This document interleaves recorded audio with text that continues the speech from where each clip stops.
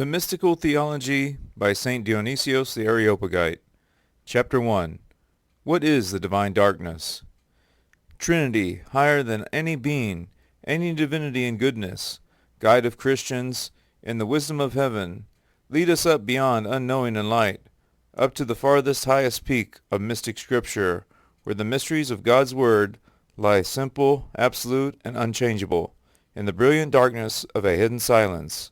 Amid the deepest shadow, they pour overwhelming light on what is most manifest. Amid the holy, unsensed, and unseen, they completely fill our sightless minds with treasures beyond all beauty. For this I pray, and Timothy my friend, my advice to you as you look for a sight of the mysterious things is to leave behind you everything perceived and understood, everything perceptible and understandable, all that is not and all that is, and with your understanding laid aside, to strive upward as much as you can toward union with him who is beyond all being and knowledge. By an undivided and absolute abandonment of yourself and everything, shedding all and freed from all, you will be uplifted to the ray of the divine shadow which is above everything that is. But see to it that none of this comes to the hearing of the uninformed, that is to say, to those caught up with the things of the world, who imagine that there is nothing beyond instances of individual being, and who think that by their own intellectual resources they can have a direct knowledge of him who has made the shadows his hiding place. And if initiation into the divine is beyond such people, what is to be said of those others, still more uninformed, who describe the transcendent cause of all things in terms derived from the lowest order of being, and who claim that it is in no way superior to the godless, multiform shapes they themselves have made? What has actually to be said about the cause of everything is this. Since it is the cause of all beings, we should posit and ascribe to it all the affirmations we make in regard to beings, and more appropriately, we should negate all these affirmations, since it surpasses all being. Now we should not conclude that the negations are simple, the opposites of the affirmations, but rather that the cause of all is considerably prior to this, beyond privations, beyond every denial, beyond every assertion. This, at least, is what was taught by the blessed Bartholomew. He says that the Word of God is vast and minuscule, that the Gospel is wide-ranging and yet restricted. To me it seems that in this he is extraordinarily shrewd, for he has grasped that the good cause of all is both eloquent and taciturn, indeed wordless. It has neither word nor act of understanding, since it is on a plane above all this, and it is made manifest only to those who travel through foul and fair, who pass beyond the summit of every voice, every word from heaven, and who plunge into the darkness where, as Scripture proclaims, there dwells the one who is beyond all things. It is not for nothing that the blessed Moses is commanded to submit first to the purification and then to depart from those who have not undergone this. When every purification is complete, he hears the many-voiced trumpets. He sees the many lights, pure and with rays streaming abundantly. Then, standing apart from the crowds and accompanied by chosen priests, he pushes ahead to the summit of the divine ascents. And yet he does not meet God himself, but contemplates, not him who is invisible, but rather where he dwells. This means, I presume, that the holiest and highest of the things perceived with the eye of the body, or the mind, are but the rationale which presupposes all that lies beyond the transcendent one. Through them, however, his unimaginable presence is shown, walking the heights of those holy places to which the mind at least can rise. But then he, Moses, breaks free of them, away from what sees and is seen, and he plunges into the truly mysterious darkness of unknowing. Here, renouncing all that the mind may conceive, wrapped entirely in the untangible and invisible, he belongs completely to him who is beyond everything. Here, being neither oneself nor someone else, one is supremely united to the completely unknown by an inactivity of all knowledge, and knows beyond the mind by knowing nothing. Chapter 2.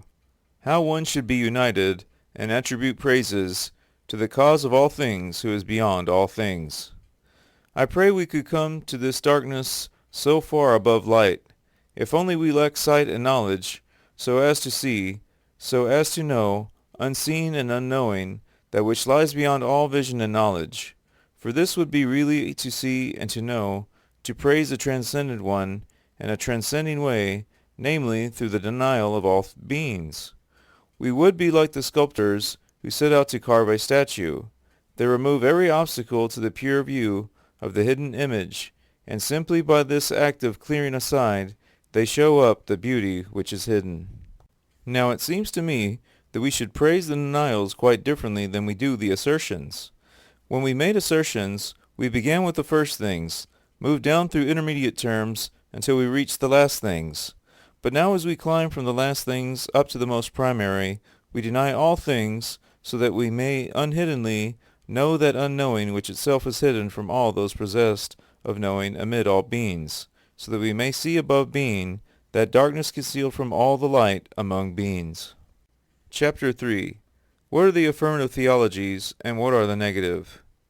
In my theological representations, I appraise the notions which are most appropriate to affirmative theology. I have shown the sense in which the divine and good nature is said to be one and then triune, how fatherhood and sonship are predicated of it, the meaning of the theology of the Spirit, how these core lights of goodness grew from the incorporeal and indivisible good, and how in this sprouting they have remained inseparable from their co-eternal foundation in it, in themselves, and in each other. I have spoken of how Jesus, who is above individual being, became a being with a true human nature. Other revelations of Scripture were also praised in the theological representations. In the divine names, I have shown the sense in which God is described as good, existent, life, wisdom, power, and whatever other things pertain to the conceptual names for God. In my symbolic theology, I have discussed analogies of God drawn from what we perceive. I have spoken of the image we have of him, of the forms, figures, and instruments proper to him, of the places in which he lives, and of the ornaments he wears. I have spoken of his anger, grief, and rage, of how he is said to be drunk and hung over, of his oaths and curses, of his sleeping and walking, and indeed of all those images we have of him, images shaped by the workings of the symbolic representations of God. And I feel sure that you have noticed how these later come much more abundantly than what went before, since the theological representations and discussion of the names appropriate to God are inevitably briefer than what can be said in the symbolic theology. The fact is that the more we take flight upward, the more our words are confined to the ideas we are capable of forming, so that now as we plunge into that darkness which is beyond intellect, we shall find ourselves not simply running short of words, but actually speechless and unknowing. In the earlier books, my argument traveled downward from the most exalted to the humblest categories, taking in, on this downward path, an ever-increasing number of ideas which multiplied with every stage of the descent. But my argument now rises from what is below up to the transcendent, and the more it climbs, the more language falters, and when it is passed up and beyond the ascent, it will turn silent completely, since it will finally be at one with him who is indescribable. Now you may wonder why it is that after starting out from the highest category, when our method involved assertions, we begin now from the lowest category when it involves a denial. The reason is this: we must assert what is beyond every assertion, we must then proceed from what is most akin to it, and as we do so, we make the affirmation on which everything else depends. But when we deny that which is beyond every denial, we have to start by denying those qualities which differ most from the goal we hope to attain. Is it not closer to reality to say that God is life and goodness, rather than that he is air or stone?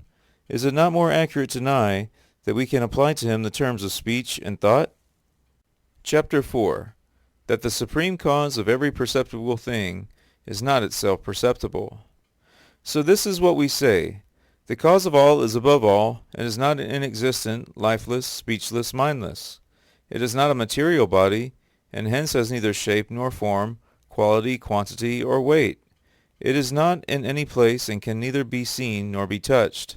It is neither perceived nor is it perceptible. It suffers neither disorder nor disturbance, and is overwhelmed by no earthly passion. It is not powerless and subject to the disturbances caused by sense perception. It endures no deprivation of light. It passes through no change, decay, division, loss, no ebb and flow, nothing of which senses may be aware. None of all this can either be identified with it nor attributed to it. Chapter 5. That the supreme cause of every conceptual thing is not itself conceptual. Again, as we climb higher we say this: it is not soul or mind, nor does it possess imagination, conviction, speech, or understanding. Nor is it speech per se, understanding per se. It cannot be spoken of, and it cannot be grasped by understanding. It is not number or order, greatness or smallness, equality or inequality, similarity or dissimilarity. It is not immovable, moving, or at rest. It has no power. It is not power, nor is it light. It does not live, nor is it life. It is not a substance, nor is it eternity or time. It cannot be grasped by the understanding, since it is neither knowledge nor truth. It is not kingship. It is not wisdom. It is neither one nor oneness, divinity nor goodness. Nor is it a spirit in the sense in which we understand that term. It is not sonship nor fatherhood, and it is nothing known to us or to any other being. It falls neither within the perceptible of non-being nor of being. Existing beings do not know it as it is, and it does not know them as they are. There is no speaking of it, nor name nor knowledge of it. Darkness and light, error and truth, it is none of these. It is beyond assertion and denial. We make assertions and denials of what is next to it, but never of it, for it is both beyond every assertion, being the perfect and unique cause of all things, and by virtue of its preeminently simple and absolute nature, free of every limitation, beyond every limitation, it is also beyond every denial. This is the leap of faith.